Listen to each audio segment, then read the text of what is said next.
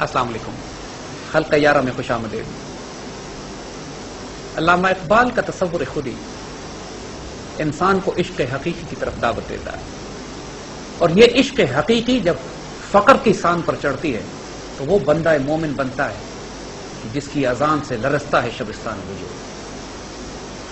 وہ جو وسعت افلاق میں تکبیر مسلسل بھی دیتا ہے اور خدا جس سے پوچھتا ہے کہ بتا تیری رضا کیا ہے. ہماری نوجوان نسل کی تربیت،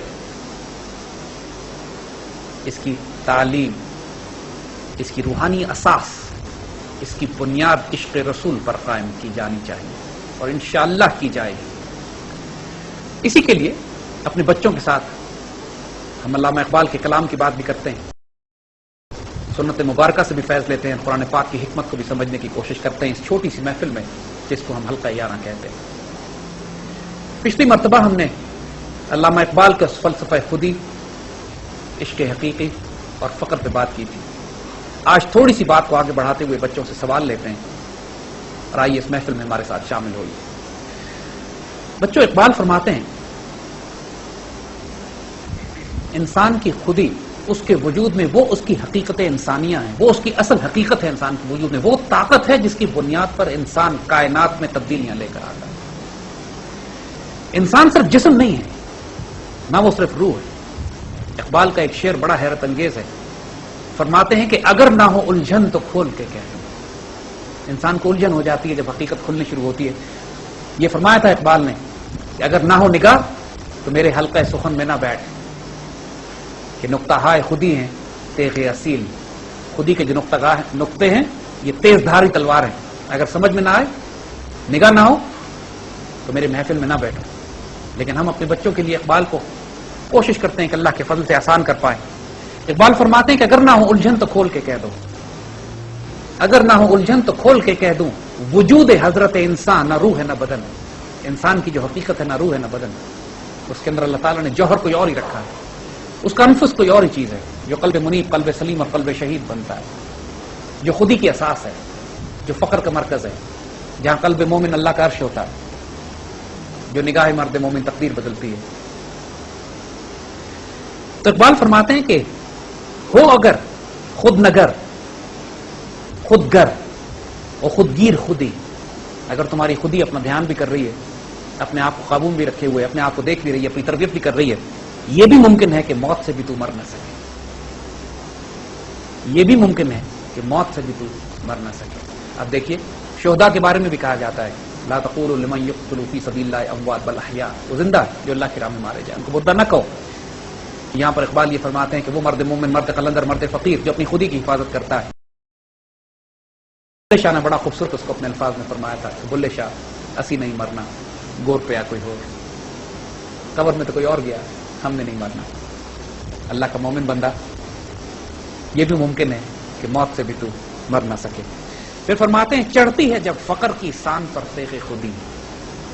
دیکھیے خودی کی تلوار، اس کو تیز کرنا پڑتا ہے، لیکن جب تک اس کی دھار نہیں ہے اس وقت تک وہ کاٹنے کے قابل نہیں ہے. تو انسان کی خودی، اس کے اندر موجود جوہر، اس کے اندر عشق الہی، عشق رسول کی آگ اس وقت تک نہیں بھڑکتی جب تک فقر سے اس کی تربیت نہ کی جائے، راستہ نہ اختیار کیا جائے، جب تک اس کو فقر کی سان پہ نہ چڑھایا جائے. چڑھتی ہے جب فقر کی سان پہ تیغ خودی، ایک سپاہی کی ضرب کرتی ہے کار سپاہ. ایک سپاہی کی ضرب جو ہے فوجوں کا کام کرتی ہے. ایک سپاہی بڑی بڑی فوجوں کے مقابلے آ جاتا ہے. اب سوچئے ایک مرتبہ یہ واقعہ قرون اولیٰ کا بھی ہے. ایران کے محاذ پر مسلمان فوجیں کسرا کے خلاف، پرشین امپائر کے خلاف جنگیں کر رہی تھی. تو حضرت ابوبکر صدیق رضی اللہ تعالیٰ عنہ کو خط لکھا جاتا ہے مسلمان کمانڈر ان چیف کی طرف سے، جو کہ عراق اور ایران کی سرحدوں پہ لڑ رہے ہوتے ہیں، کہ ہمیں کمک کی ضرورت ہے، امداد چاہیے، پر ایرانی بہت بڑی بڑی فوجوں کے ساتھ ہمارے مقابلے پر آ رہے ہیں. یہ خط حضرت ابوبکر صدیق رضی اللہ تعالیٰ عنہ تک پہنچتا ہے اور آپ اس کے جواب میں حضرت قیقاع رضی اللہ تعالیٰ عنہ ایک صحابی کو روانہ فرماتے ہیں. اور جب حضرت قیقاع ایران کی مہم پر پہنچتے ہیں تو مسلمان کمانڈر ان چیف پوچھتے ہیں کہ امیر المومنین کو میرا خط ملا؟ وہ فوجیں کہاں ہیں جو میری مدد کے لیے آ رہی ہیں؟ کہتا امیر المومنین نے مجھے بھیجا ہے، اور اگلے کا امیر المومنین نے آپ کو بھیجا ہے، آپ کئی فوجوں کے برابر ہوں گے، آئیے ہمارے ساتھ مشورہ دیجئے اب کیا کیا جائے۔ اور پھر دنیا نے دیکھا کہ حضرت قعقاع کی وہاں موجودگی کی وجہ سے محاذ جنگ کا پانسا پلٹ جاتا ہے۔ یہ اقبال نے جو اپنی شاعری کی ہے تمام کی تمام، یہ غازی یہ تیرے پراسرار بندے جنہیں تو نے بخشا ہے ذوق خدائی، دو نیم ان کی ٹھوکر سے صحرا اور دریا، سمٹ کر پہاڑ ان کی ہیبت سرائی۔ یہ تمام کے تمام واقعات اقبال امت مسلمہ کی تاریخ سے نکال کر لاتے ہیں، ان کے حوالے ہیں۔ دشت تو دشت دریا بھی نہ چھوڑے ہم نے، بحر ظلمات میں دوڑا دیے گھوڑے ہم نے۔ یہ تین بڑی بڑی ملٹری کیمپینز ہیں، ایک ڈیزرٹ کیمپینز جو اس سے پہلے مسلمانوں نے کی عراق اور شام کی طرف، دریا بھی نہ چھوڑے ہم نے، یہ وہ واقعہ ہے حضرت سعد بن ابی وقاص کا کہ جب انہوں نے اپنے مسلمانوں نے دریا میں ڈال دیے تھے ایرانیوں کے خلاف لڑتے ہوئے، اور بحر ظلمات میں دوڑا دیے گھوڑے ہم نے۔ اس وقت جب مسلمان شمالی افریقہ کو فتح کرتے ہوئے پیسیفک اوشن تک پہنچ چکے تھے، پیسیفک اوشن کو بحر ظلمات کہتے ہیں، پیسیفک اوشن تک مسلمان پہنچ چکے تھے، اور مسلمان کمانڈر نے اپنا گھوڑا پیسیفک اوشن میں ڈال دیا تھا کہ یا اللہ اگر یہ سمندر میرے راہ میں نہ ہوتا تو میں تیرے دین کو، اس کے دین کی خاطر میں سمندر کے پرے جا کے دنیا کے آخری کونے تک تیرے دین کو پھیلاتا۔ اقبال نے یہ تین بڑے بڑے واقعات اس چھوٹے سے مصرے میں سمیٹ دیے کہ دشت تو دشت دریا بھی نہ چھوڑے ہم نے، بحر ظلمات میں دوڑا دیے گھوڑے ہم نے۔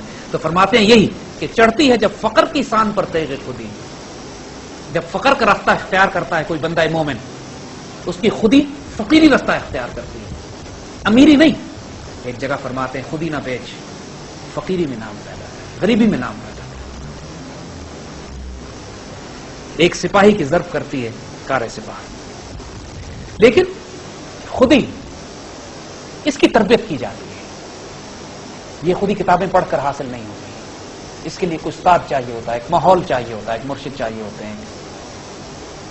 فرماتے ہیں کہ خودی کی پرورش و تربیت پہ ہے موقوف، خودی کی تربیت اور اس کی پرورش پہ موقوف، اس پہ ڈیپینڈ کرتا ہے کہ مشت خاک میں پیدا ہو آتش ہما سوز، کہ مٹی کے اس ڈھیر میں ایسی آگ پیدا ہو جائے کہ یہ جلا کے رکھتے ہر چیز کو، لیکن اس کے لیے تربیت چاہیے۔ کتابیں پڑھنے سے نہیں ہوتا، یہ مکتب سے نہیں ہوتا، یہ مکتب کی کرامت نہیں ہوتی کہ اسماعیل کو آداب فرزندگی سکھا دیے جائیں۔ اسماعیل علیہ السلام کا یہ جواب کیا، میرے ابھی جو آپ کو حکم دیا گیا ہے وہ کر دیجئے۔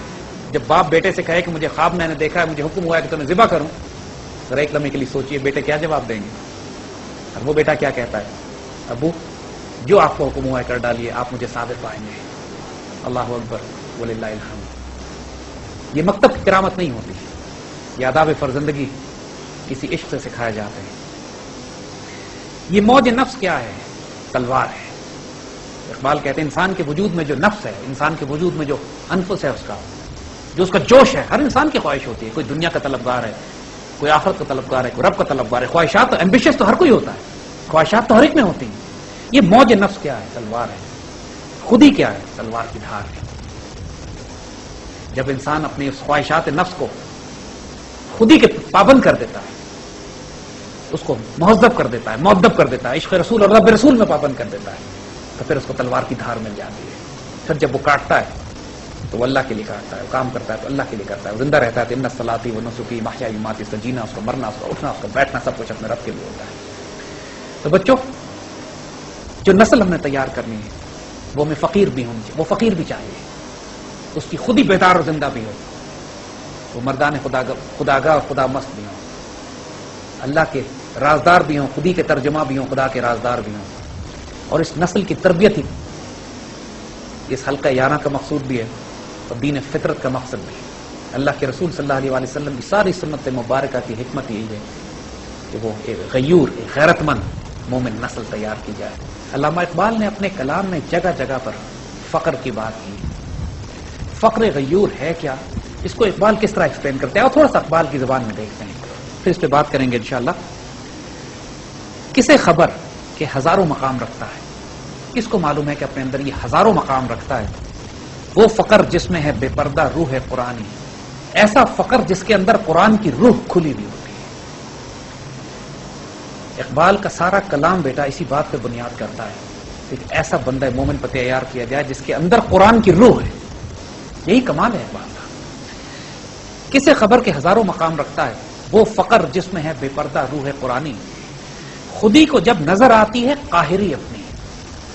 خودی جب یہ انسان کے اندر جو انفس میں طاقت موجود ہے جب اس کو اپنا جلال نظر آتا ہے, خودی کو جب نظر آتی ہے قاہری اپنی, جب اس کو اپنا پوٹینشیل پتہ لگتا ہے, جب اس کو یہ معلوم ہوتا ہے کہ کیا طاقت اللہ نے اس کے اندر دی ہوئی ہے, یہی مقام ہے کہتے ہیں جس کو سلطانی.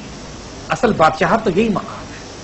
سلطانی یہ نہیں ہے کہ انسان سیاسی طور پر طاقت حاصل کر لے, فوج بڑی بڑی فوجوں کی طاقتیں اس کے آس پاس ہوں.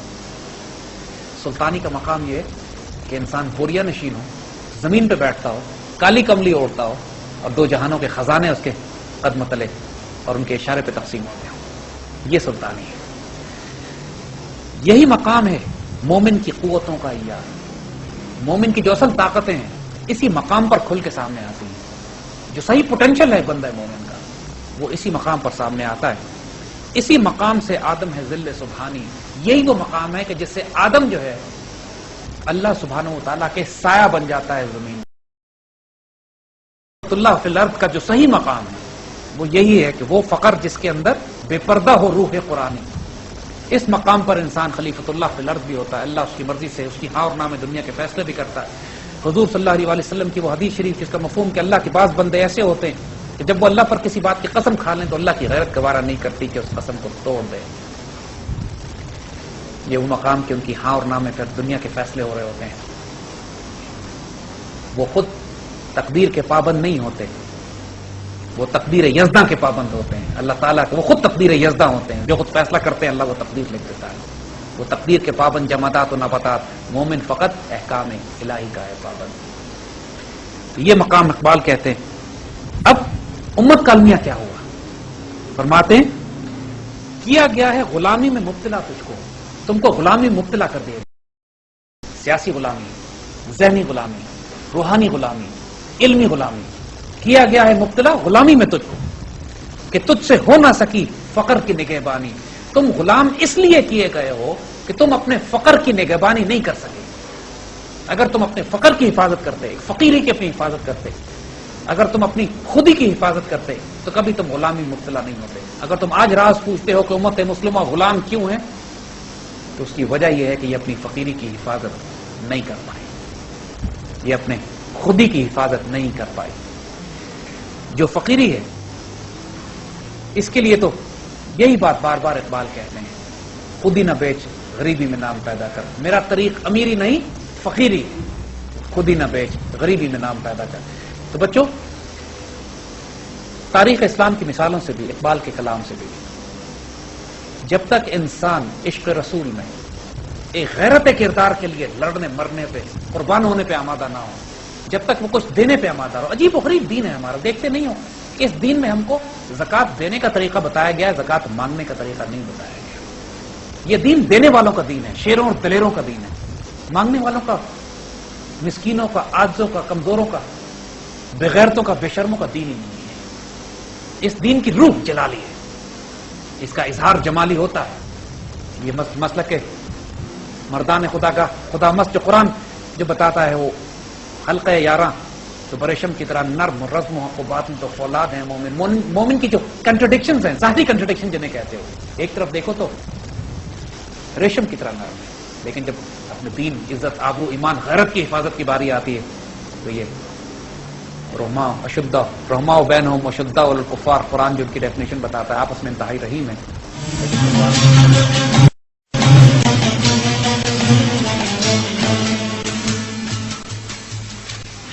لیکن کفار پہ انتہائی شدید. اقبال کی شاعری ایکچولی قرآن کی آیتوں کی ٹرانسلیشن. اس پہ کوئی سوال ہو میرے بچوں تو بسم اللہ. جی بیٹا. Sir, how would you describe tasawwuf? بیٹا تصوف, بیٹا جتنے بھی نام آج کل آپ سنتے ہیں, چاہے وہ فقہ کے نام ہوں, چاہے طریقت کے سلاسل کے نام ہوں, چاہے تصوف اور عشق خودی کی باتیں ہوں, یہ ساری اصطلاحیں ہیں کچھ دین کے مختلف شاخوں کو, دین کے مختلف پہلوؤں کو سمجھانے کے لیے. خلفائے راشدین کے دور میں نہ کوئی حنبلی تھا, نہ کوئی مالکی تھا, نہ کوئی شافعی تھا, نہ کوئی ابو حنیفہ کو ماننے والے تھے, نہ کوئی نقشبندی تھا, نہ قادری تھا, نہ چشتی تھا, نہ سہروردی تھا, نہ تصوف کی اصطلاح تھی. کسی انگریز مسلمان نے بہت خوبصورت تشریح تصوف کی ہے. فرمایا کہ کہتے ہیں کہ شروع میں in early days Mysticism, ya tasawwuf was a reality without a name. Nowadays, it is a name without reality. آج تک نام رہ گیا اور اس کی حقیقت گم ہو گئی.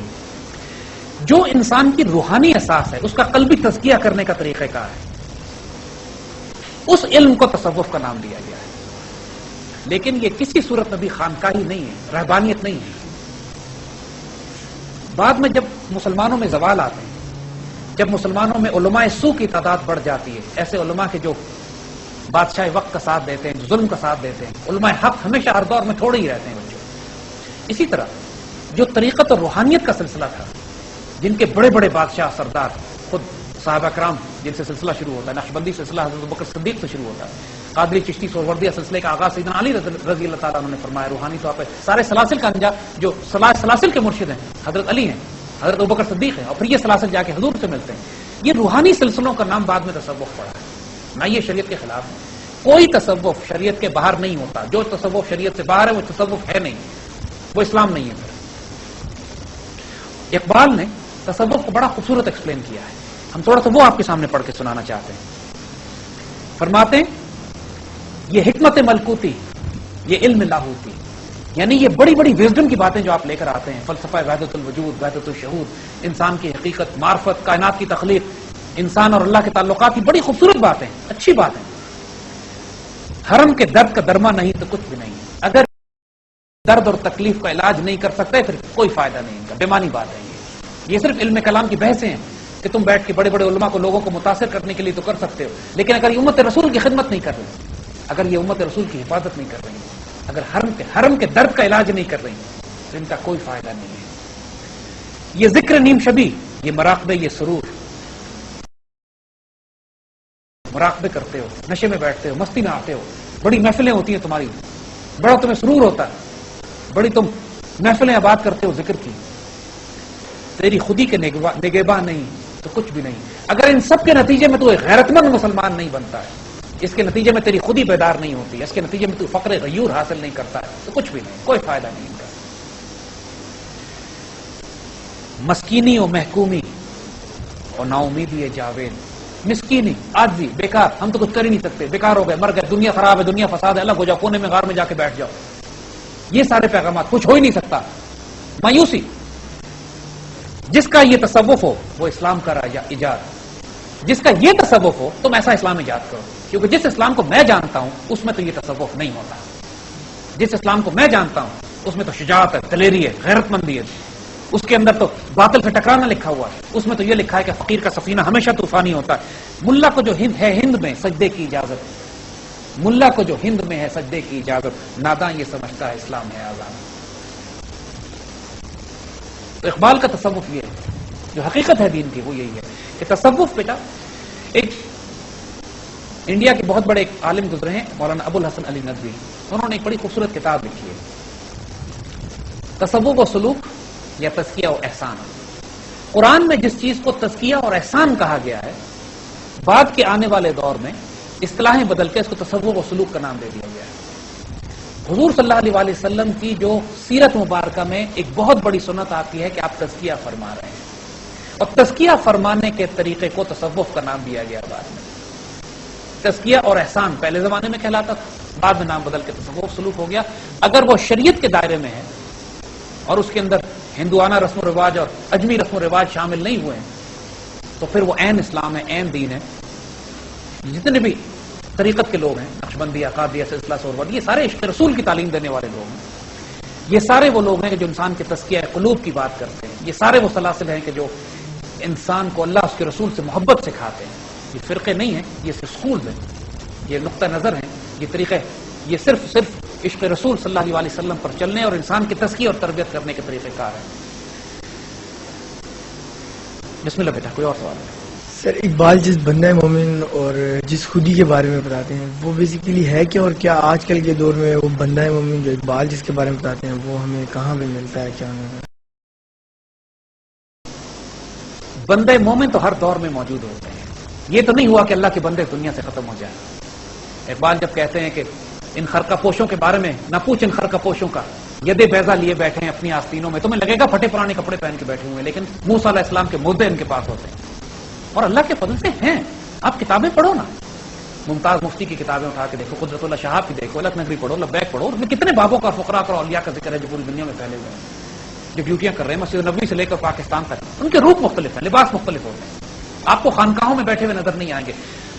اکثر و بیشتر آج کل جو بڑے بڑے پروفیشنل پیر بنے ہوئے ہیں، آج ہماری حکومت کے اندر بڑے بڑے لوگ آپ دیکھیے جو سارے پیر ہیں، نہ روحانیت ہے، نہ نگاہ بلند ہے، نہ سخن دل نواز، جہاں پرسوز.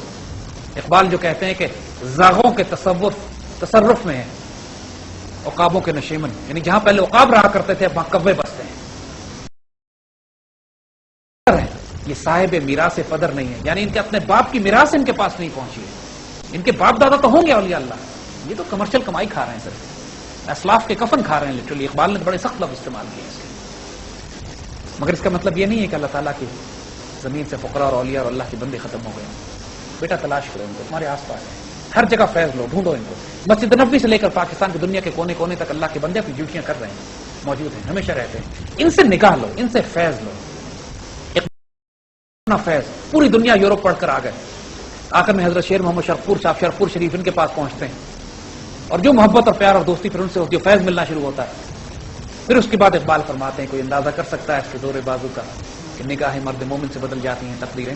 اللہ کے بندے اور اولیاء اللہ پوری دنیا میں پھیلے ہوئے ہیں، مختلف روپوں میں ہوں گے. کیا پتا تمہارے والدین اولیاء اللہ میں سے ہوں، ان کی عزت کرو. کیا پتا وہ کہیں پہ انجینئر اور ڈاکٹر کی شکل میں ہوں گے، کہیں پہ ریلوے کا قلی ہوں گے، کہیں پہ سرکاری افسر ہوگا، کہیں فوجی جرنیل ہوگا، سپاہی ہوگا.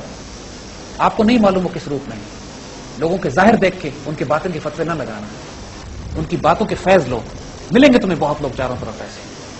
اور خودی کی حفاظت کرنے کے لیے تربیت ضروری ہے، اور تربیت کے لیے استاد ضروری ہے جس کو مرشد کہتے ہیں. مرشد تلاش کرو، فقراء سے ملو، فقراء سے فیض لو. اللہ کے بندوں کو تلاش کرو. اگر تلاش کرو گے تو تمہیں ملیں گے. یہ نہیں ہو سکتا کہ تم اللہ کے بندوں کو تلاش کرو تمہیں نہ ملیں گے. ہم نے کبھی شعوری طور پر ایسے بندوں کو تلاش کرنے کی کوشش ہی نہیں کی. ہم مسجد نبی میں ہمارا بڑا خوبصورت تجربہ ہوا. مسجد نبی ماشاءاللہ تمام فقراء اور اولیاء کے مرکز ہے. پوری دنیا کے خوبصورت ترین اولیاء اور فقراء مسجد نبوی شریف میں بیٹھتے ہیں، اور جن کو یہ راز معلوم ہے وہ ان کو تلاش کرتے ہیں. ایک مرتبہ باب ابوبکر صدیق پر بیٹھے ہوئے تھے تو شام کی جماعت آئی.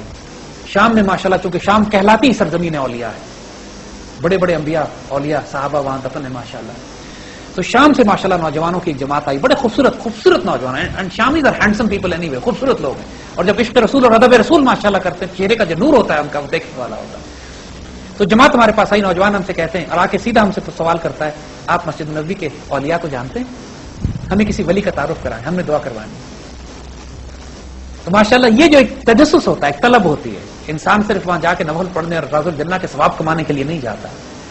وہاں جا کے آپ اللہ کے ولیوں کو بھی تلاش کرو جو وہاں موجود ہیں، ان کی خدمت کرو، ان سے دعائیں لو، اور ماشاءاللہ پھر ان کی دعائیں آپ کو فائدہ دیں گی. وہی تربیت کریں گے، وہی تزکیہ کریں گے. وہی تزکیہ کتابیں پڑھ کر نہیں ہوتا، کسی اللہ کے ولی کی نگاہ، اس کی دعا چاہیے ہوتی ہے، انسان کا وجود تبدیل ہو جاتا ہے. انشاءاللہ خیر ہوگی. ہاں بیٹا. میرا کوشچن ہے کہ اقبال نے اپنی شاعری میں عشق کا لفظ استعمال کیا ہے جو کہ بہت کنٹروورشل رہا ہے ہمیشہ، تو اس کو کس طرح انہوں نے اصل میننگ کیا؟ بیٹا جان وہی یہ بات پہلے بھی ہم نے بتائی تھی کہ عشق کا لفظ جس طرح خدا کا لفظ ہے، خدا تو عربی زبان کا لفظ نہیں ہے نا، فارسی کا لفظ ہے. خدا قہرمان ہوتا تھا، خدا ارمن ہوتا، دو خدا تھے ان کے. لفظ خدا وہاں سے نکلا ہے. نماز کا لفظ ہے، نماز بھی پارسیوں کی عبادت کے طریقہ کار کو نماز کہتے ہیں. روزہ جو ہے یہ بھی پارسی لفظ ہے، ہم پورے دین میں استعمال کرتے ہیں، اس لیے کہ ہمارے انڈیا پاکستان میں انفلوئنس جو تھا وہ فارسی کلچر کا زیادہ تھا. تو اسی طرح جو عشق کا لفظ ہے جو استعمال عربی زبان میں ہے، لیکن پرشین اور اردو کلچر میں عشق معیوب نہیں ہے، جبکہ لفظ عشق حقیقی کے ساتھ استعمال کیا جائے. تو اقبال نے جس عشق کو استعمال کیا ہے وہ عشق حقیقی ہے، جس کے لیے عربی لفظ اشد حب اللہ ہے، شدید ترین محبت اللہ سے. ایک حب اللہ بھی ہے نا، لیکن قرآن نے لفظ اشد حب اللہ کا استعمال کیا ہے. جو لوگ ایمان لاتے ہیں وہ اللہ سے لفظ ہے، ولگر نہیں ہے کسی بھی حوالے سے. اور اقبال نے بھی اسی معنی میں استعمال کیا ہے، کیونکہ بہت سارے لفظ ایسے ہیں بچے کہ جو سمجھانے کے لیے استعمال ہوتے ہیں، ایک معروف بن جاتے ہیں، ایک عرف عام میں استعمال ہونے لگتے ہیں، چاہے غلط العام ہو جائے. لیکن جو مفہوم اقبال نے استعمال کیا ہے وہ پاکیزہ ترین ہے. وہ عشق حقیقی کے معنی میں استعمال ہوتا ہے، فقر غیور کے معنی میں استعمال ہوتا ہے، اور خودی انسان کے معنی میں استعمال ہوتا ہے. بسم اللہ بیٹا. سر آج کے دور میں مرشد کس طرح تلاش کیا جا سکتا ہے؟ بیٹا حقیقی اور اصلی معنوں میں تو مرشد صرف اللہ کے رسول ہیں صلی اللہ علیہ وسلم، اور تو کائنات میں کوئی مرشد کسی کا نہیں ہو سکتا. باقی جتنے بھی مرشد ہوتے ہیں وہ بھی آپ کو اللہ کے رسول کی طرف لے کے جاتے ہیں. کوئی مرشد اپنی طرف نہیں بلاتا، جو اپنی طرف بلائے گا وہ مرشد ہو ہی نہیں سکتا. تو سب سے بڑھ کر بات یہ ہے کہ رسول اللہ ہمارے نبی تو ہیں، نبی ہم مانتے ہیں شعوری طور پر. جو ہمارے بزرگوں نے ہمیں طریقہ بتایا تھا، انہوں نے ہم سے یہی کہا، جو رزق اللہ نے ہمیں دیا ہم وہی شیئر کریں گے آپ سے. کہا کہ شعوری طور پر یہ فیصلہ کرو، شعوری طور پہ رسول اللہ صلی اللہ علیہ وسلم کو اپنا مرشد تسلیم کرو. اور یہ جب روضہ پاک پہ جانے کا اتفاق ہو تو وہاں درخواست پیش کر دو کہ اللہ کے رسول صلی اللہ علیہ وسلم کے آگے صحابہ کرام اپلیکیشنز دیا کرتے تھے، امت مسلمہ دیتی رہی ہے. آج 1400 سال میں ماشاءاللہ حضور کے روضہ مبارک اللہ کے صلاۃ والسلام بھی پیش ہوتا ہے، درخواستیں بھی پیش ہوتی ہیں. اللہ تعالیٰ سے کہو کہ مالک حضور صلی اللہ علیہ وسلم کو میرا مرشد بنا دیجیے، حضور صلی اللہ علیہ وسلم کے ادب اور عشق میں تحفے دیجیے. انشاءاللہ العزیز اللہ کبھی آپ کو خالی نہیں چھوڑے گا. اللہ کے بندے پھیلے ہوئے ہوتے ہیں. اللہ تعالیٰ قرآن میں فرماتا ہے کہ اللہ 3 طرح لوگوں سے بات کرتا ہے. لا یکلم اللہ نفسا الا وحیا. اللہ نے 3 طریقے بتائے. جب اللہ بات کرتا ہے نا تو اس کے 3 طریقے ہیں. ایک طریقہ اللہ نے بتایا الا وحیا، وحی کے ذریعے. وحی کا مطلب ہے انسپریشن، اللہ انسپائر کرتا ہے. وحی صرف وہ نبیوں والی وحی نہیں ہے، وہ تو قرآن میں لکھا ہے کہ اللہ شہد کی مکھی پر بھی وحی کرتا ہے. وحی کا مطلب ہے انسپریشن. آپ کے دل میں بات آئے گی کہ یہ اچھی بات ہے، یہ غلط بات ہے. فَأَلْهَمَهَا فُجُورَهَا وَتَقْوَاهَا قرآن کہتا ہے اللہ نے الہام کر دیا انسان پہ اس کا تقویٰ بھی اور اس کے گناہ بھی. ہر انسان کو پتا ہے گناہ کیا ہے اور اچھائی کیا ہے. یہ الہام جو ہوتا ہے، یہ جو اللہ انسپائر کرتا ہے. ایک طریقہ اللہ اس طرح بات کرے گا آپ سے، اللہ خود گائیڈ کرے گا. جیسے ابراہیم علیہ السلام کو گائیڈ کیا اللہ نے کہ پہلے وہ چاند کو دیکھا، تارے کو دیکھا تو کہا یہ میرا خدا ہے، پھر چاند کو دیکھا کہا یہ میرا خدا ہے، پھر کہا جو سارے سورج دیکھا کہا یہ میرا خدا ہے. خود بخود اندر ہی سے اللہ گائیڈ کر رہا تھا نا، کوئی باہر سے تو کوئی آدمی موجود نہیں تھا. یہ انسپریشن آئے گی آپ کو، اللہ آپ کو ہدایت کی طرف لے کے جائے.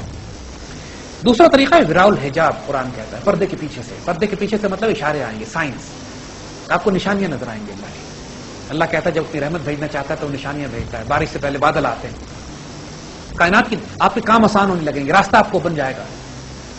قدرت اللہ شہاب اور اشفاق صاحب ممتاز مفتی کی کتابیں پڑھو، بتائیں گے کس طرح حالات بنتے چلے گئے اور ان کو اللہ تعالیٰ گائیڈ کر کے کسی فقیر کے پاس لے گیا. کسی یعنی ممتاز مفتی تو یہ تک لکھتے ہیں ان کو ایک فقیر سے اللہ نے ملوانا تھا تو وہ اپنے خیال میں ممتاز مفتی ٹرین میں بیٹھتے ہیں اور لاہور ریلوے اسٹیشن پر اتر جاتے ہیں. لاہور کا ریلوے اسٹیشن ہوتا ہے، اس کو اتر جاتے ہیں اور جب اترتے ہیں تو اس کے بعد سین چینج ہو جاتا ہے. وہ کالا شکاکو پہ کھڑے ہوتے ہیں، کہتے ہیں ہوا کیا میرے ساتھ؟ مجھے لاہور کا اسٹیشن دکھایا گیا تھا، میں لاہور کے اسٹیشن پہ اتر گیا.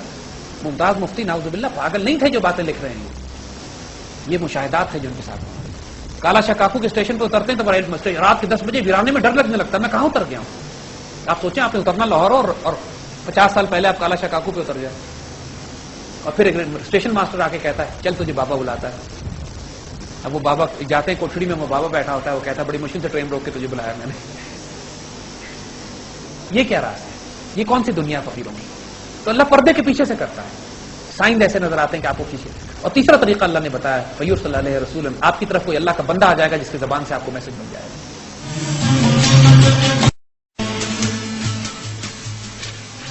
اللہ کے رسول صلی اللہ علیہ وسلم ان کے ذریعے بھی اور پھر ان کے فقراء کے ذریعے بھی، اولیاء کے ذریعے بھی کوئی زبان کوئی میسج آپ تک پہنچ جائے گا. جس طرح امام ابو حنیفہ کے پاس جب یہ بات ہوئی کہ انہوں نے بچوں سے کہا کہ آپ بچوں سے بارش میں کہا کہ پھسلنا نہیں، تو بچے نے کہا امام آپ نہ پھسلیے گا، آپ پھسل گئے تو امت پھسل جائے گی. تو امام ابو حنیفہ پہ سختہ طاری ہو گیا، کہنے لگے یہ بچے کی آواز نہیں تھی، یہ غیب کی آواز تھی، مجھے پیغام دیا گیا ہے. بات سمجھے بھائی؟ تو اللہ تعالیٰ اس طرح باتیں کرے گا آپ سے. آپ رب کے طالب بنو، اللہ کے رسول کا ادب کرو، یہ خواہش پیدا کرو اپنے اندر کہ میں نے عشق رسول میں اپنی خودی کو بیدار کر کے اس کو فخر کی شان پہ چڑھانا ہے، میں نے فخر کا رستہ اختیار کرنا ہے. اور دیکھو فخر کی بنیاد کیا ہے؟ ایک غیرت مند کردار کا نام فخر ہے. آپ بھیک قبول نہ کرے، انسان دینے والا ہو، صدقہ کرنے والا ہو، بڑا دل رکھے، معاف کر دے، درگزر کرے، جس کو دنیا پاگل کہے. دنیا پاگل کہے گی ایسے آدمی کو. طاقت رکھتے ہوئے معاف کر دے. آج کل کی دنیا میں تصور ممکن ہے، سوچنا ممکن ہے کہ اختیار ہو، طاقت ہو، عہدہ ہو، روپیہ ہو، پیسہ ہو، پھر کوئی انسان آپ کا دشمن ہو، آپ کے پاس بدلہ لے سکے. آپ اللہ کے لیے معاف کریں. بیٹا فخر کا آغاز اس منزل سے ہوتا ہے جب آپ دینے والے بن جاتے ہیں، معاف کرنے والے بن جاتے ہیں، اپنی خودی اور غیرت کی حفاظت کرنے والے بن جاتے ہیں. بھوکے مرنا پسند کرتے ہیں، بھیک مانگنا پسند نہیں کرتے، بھوکے مرنا پسند کرتے ہیں، کسی کا تحفہ قبول نہیں کرتے اگر آپ کو یہ احساس ہو جائے کہ اس نے ترس کھا کے دیا۔ اقبال غربت کا عجیب عالم تھا اقبال کا، لٹرلی کھانے کے پیسے نہیں ہوتے تھے۔ اقبال کے پوری دنیا میں عقیدت مند، محبت پیار کرنے والے۔ ایک نواب آف بھوپال کو میرا خیال، ان کو شاید اندازہ ہوا کہ اقبال کی حالت بڑی غیر ہے، انہوں نے بڑا بھاری اس زمانے میں کئی ہزار روپے کا تحفہ اقبال کی خدمت میں کیش بھجوا دیا۔ اقبال کو جب یہ پتا لگا کہ انہوں نے ترس کھا کے میرے حال پر بھیجا ہے تو اقبال نے وہ تحفہ واپس کر دیا۔ باقاعدہ ایک نظم لکھی جو کلیات اقبال میں موجود ہے کہ فقیر کی غیرت اس تحفے کو قبول نہیں کر سکی۔ یہ بیٹا فقیر کی غیرت ہوتی ہے۔ آج پوری قوم کو ہماری بھکمنگا بنا دیا گیا ہے، صدر وقت سے لے کر عام سیلاب زدگان تک ہر شخص مانگنے پہ لگا ہوا ہے۔ مومن کی غیرت، مومن کا وہ یہ شاندار دین ہمارا جو تقسیم کرنے کا حکم دیتا ہے، مانگنا سکھاتا ہی نہیں ہے، وہ کہاں چلا گیا؟ جب انسان یہ غیرت کا رویہ اختیار کرتا ہے، یقین کرو اللہ کو اپنا کرم بھی غیرت مند دلیروں، شجاعت چلی لوگوں کو کرنا پسند آتا ہے۔ اللہ بغیرتوں، بزدلوں، بے شرموں، بے حیاؤں پہ کرم کرتا ہی نہیں۔ جو انٹرنسک کردار ہے اپنا وہ غیرت مند رکھو، دیکھو اللہ راستے کیسے کھولتا ہے، کرم کیسے نکالتا ہے۔ کروڑوں کی دولت تمہارے سامنے رکھی ہو، حرام کرے، حرام میرا جان صرف سور اور شراب حرام نہیں ہے، آٹا، دال، چاول اور مرغی بھی حرام ہے اگر حرام رزق سے خریدی گئی ہے۔ لوگوں کا عالم یہ ہوتا ہے کہ صحیح مانو، یقین کرو۔ استغفر اللہ العظیم، عمرے پہ ایک ہوٹل کے مالک نے ہم سے یہ بات کہی، کہنے لگا پاکستان سے کچھ سیاستدان آئے تھے، کچھ FIA کے افسر آئے تھے، کچھ پولیس کے کچھ افسران تھے، اور ہوٹل کے مالک سے کہتے ہیں کہ ہمارا سیزن اچھا لگ گیا تو ہم نے سوچا عمرہ کر لیں۔ انا للہ و انا الیہ راجعون۔ جب امت میں یہ تصور پیدا ہو جائے کہ رزق بے شک حرام ہو، کوئی فرق نہیں پڑتا، لیکن ہم نیکیاں کر کے کوشش کریں گے اپنے گناہوں کا کفارہ دینا۔